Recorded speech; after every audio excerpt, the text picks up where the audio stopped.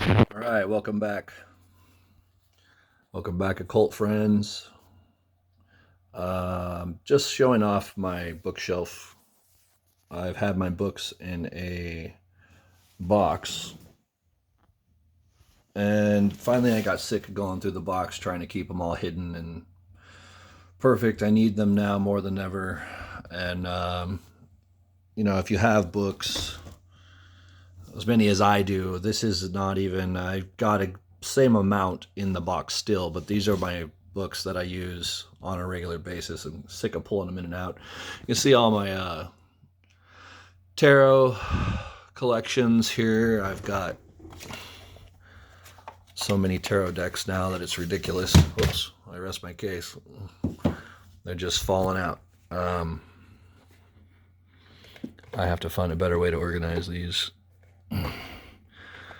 Anyway, so I did this today as part of a project because I realized one of the things that I haven't been doing is keeping up like I want to on Magic.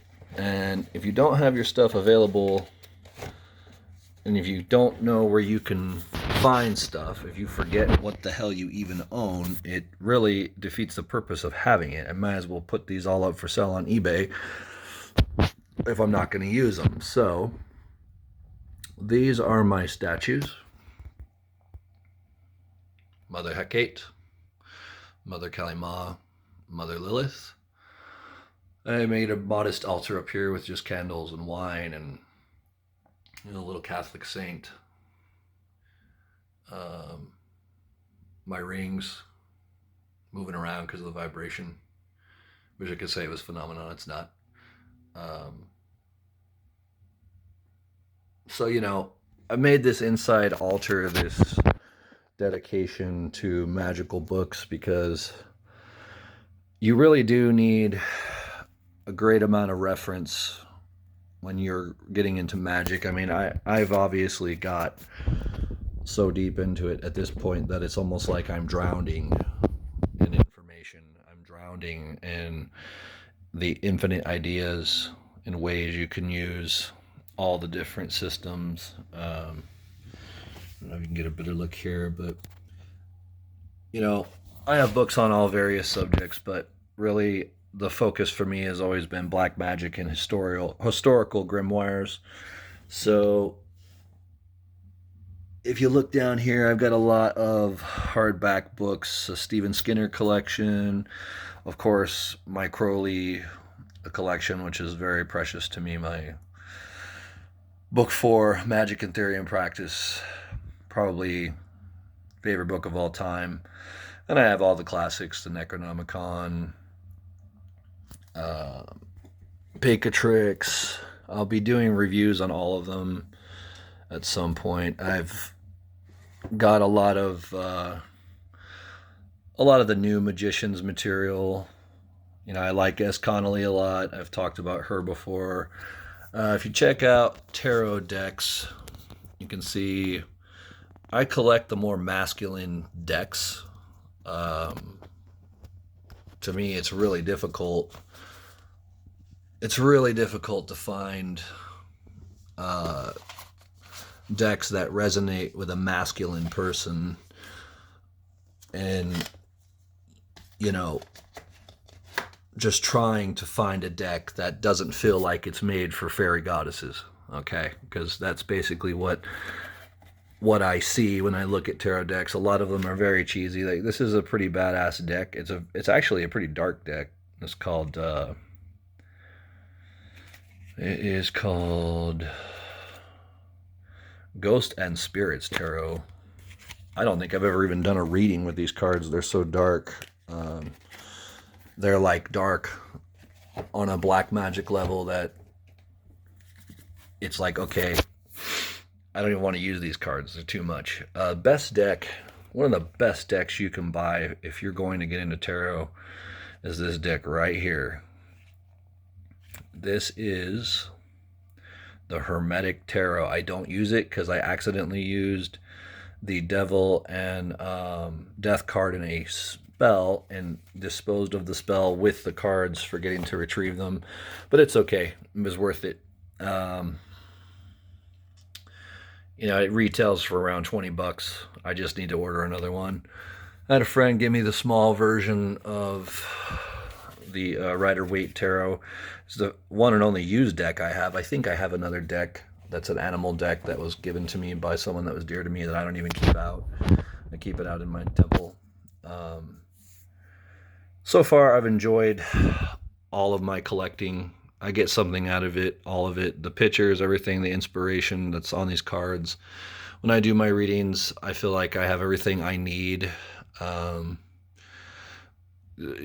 be well versed and to not get bored and to use them multiple decks at a time even. So, I can have this is it is not a tarot deck, but the Zodiac Oracle cards.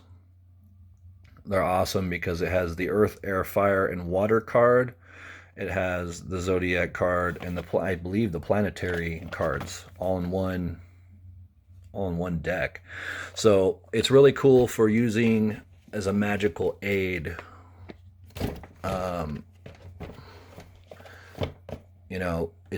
It's a real bitch when you got limited space and you got way too much stuff.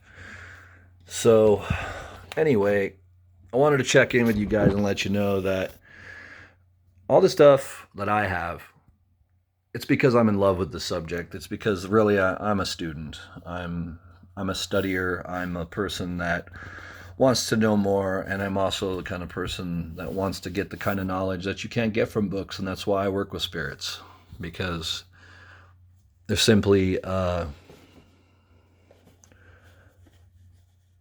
it's simply an understatement to think that you're going to get real knowledge from paper and ink print.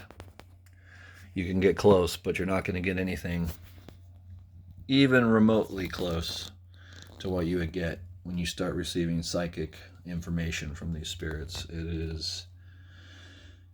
is really something. I would say, other than the Goetia and some more practical demonolatry type rituals in practicing Reiki, I have books on meditation. It just goes on and on and on. I mean, there's systems I haven't even delved into yet. Like, for example, I have works on the Exu. I have works on Palo Mayombe.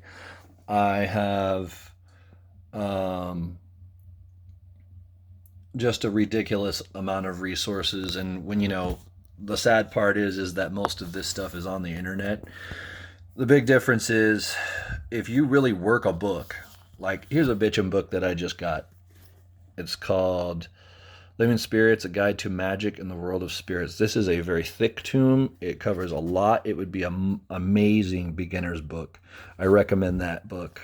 It's by B.J. Swain. And later on I will get more into each subject, and I will go over each book. The Devil's Quran. I caught wind of that watching VK Johannem video and just wanted to know what it was about. Work of fiction, I guess. I'm assuming it looks like it. It seems like it. It's one of those things. Use it or lose it. Another very, very, very talked about book is the Simon Necronomicon. And you know what? For a novel-sized book, this has been one hell of a book for people that practice magic. E.A. Coetti, VK Johannem, everyone, they all at some point talk about Cthulhu and the spirits that are in that book and the history of the author and the mystery behind it. It's, if you're not into Crowley, then you're probably into something else that's equally dark. I have some Michael Ford works, but his works are so fucking huge. Pardon the expression, but his books are ridiculously big. Like size of a phone book, width. They're difficult to even read. I love the pictures. I love the way that they're done. It's definitely done to make a book seem as dark as possible. as far as Michael's works go. I don't follow Michael's work, and I've never done his rituals. I like his content, but we'll just leave it at that. I just find the book itself impractical. If they were made in a more simple, standard book size, something that you can put on an altar, you know, without the damn altar falling over because of the weight of the book. You probably need 3 sheets of paper to do a ritual full of information. You don't need a library. And your rituals should be as elaborate or as simple as you want them to be. The more you put into it, the more energy, the more drastic, the more graphic, the more involved you are, the more you dedicate yourself, the more you take time, the more you prepare, the more you immerse yourself, the more you're going to see better results. And one of the ways that I use immersion is just by reading these books, because what those books are doing is, as I'm reading, as I comprehend and grasp new information, that information in my mind unlocks other doors by the spirits, and the spirits will gravitate me towards something. All of a sudden I'll say, I haven't done a reading with the demonic tarot for a while, with the daemon tarot. I'm going to see what spirit wants to talk to me. And sure enough, 9 times out of 10, when I get the deck out, it'll be a spirit that I currently work with. I brought these in today, these 3 statues, because they've been out in my temple. But I love looking at them, and I'm sick of them out there going to hell in the heat and the weather. And they're fairly safe, but it's basically a work shed that I turned into a temple out there. And I do a lot of my magic inside. I don't really go outside that much. I use my temple as a storage room, as a place to do special things for special occasions. But for the most part, I like to be practical. I like to sit right here at my bed and do my tarot readings. I use my pendulum. I do my rituals right here where I'm comfortable in my own little lair. So I hope that this video was an inspiration to you. I encourage you to read about the subject more and more and more. Take it from me, everything you put into magic, you get back out one way or another. It's all about your intention and all about what you want to do with it. Don't follow other people. Follow your own path. Get their ideas, use their ideas. If it doesn't work, change it and use your own. Use your brain. I have asked so many spirits over the years, what about this book? What about this ritual? What about this? What about that? And they all say the same thing. Change it, alter it, make it your own. Because really, there's nothing more powerful than a ritual that is your own. If you use these books and want to use the rituals directly from them, do it. But, be innovative. If you don't have something, create that thing. Find something similar to it. If you can't do it at the same time that they're asking you to do it close to, as, or abbreviate. Do something different. Don't get stuck. There's way too many ways around everything. I think elaborate rituals, for me, they're just better. I feel more involved. I feel like the results are better. I like to have an elaborate ritual, but if I'm doing something simple, calling the archangels, calling the spirits of my pantheon, asking for help from someone, or putting something on someone, I can do that right here from my swivel chair. I don't have to be in my temple, because the reality is I already have all the power I need. And I used to depend on people and books, but now I've gotten to a point where it's really all dispensable. So, take it for what it is. Love them, cherish them. Whatever you buy, whatever you collect, use the book. Really read it, really study it, really try to understand the whole book, every word of every book you buy. And when you are done, if you have a collection like this, you will have an understanding of magic that goes beyond the average person that's just dabbling. And, I have put these ancient symbols on my body. I have given enough of my blood to this cup of magic to qualify myself as what I consider a powerful magician. And I'm very proud, and I've never looked back. There's been some regrets, but you know what? Hey, this is a path that every single person has to define for themselves. All spiritual paths are. And that's why I love this path, is this path has no restrictions. You are free to do as you wish and break whatever rule or follow whatever rule you want to follow or break. That's basically spirituality in a nutshell. You either want to limit yourself or you want to have no limits. Those are the two paths. I think you need a balance of both. And I think you need to know at what time to use each. If you want to go with limitless power and you're willing to take a risk, call forth the spirits that are darker. If you're looking for something a little more lighthearted, start working with some of the lesser spirits or work with angelic beings and see how far it gets you. Most importantly, out of all this stuff is not important. That's the important point I'm trying to make. I like my stuff, but you know what? I don't need it. And I've come to that realization that having 1 or 2 or 3 or 4 more books isn't going to make me more powerful. All it's going to do is give me more information to draw from.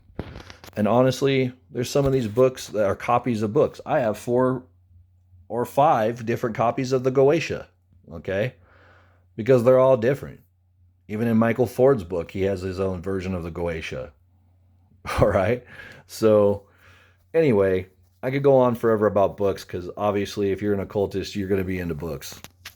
It's just a fact. It's hard not to. Enjoy your lives. Enjoy your magic.